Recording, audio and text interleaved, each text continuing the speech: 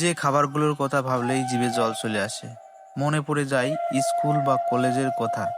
সেই টক মিষ্টি নোনতা ও ঝাল স্বাদের খাবার হলো চটপটি। এই খাবার খেতে অনেকেই ভালোবাসে। আজ আমি মেলায় গিয়েছিলাম ঘুরতে, সেখানে চটপটি খেলাম। তো ভিডিওর মধ্যে তেমন কিছু নেই, শুধু খাওয়াই আছে। ইচ্ছে হলে দেখতে পারেন, না হলে স্কিপ করতে পারেন। তো আমি সাথে একটা রিংটোন সেট করে দিচ্ছি, আপনাদের যদি মন চাই দেখবেন।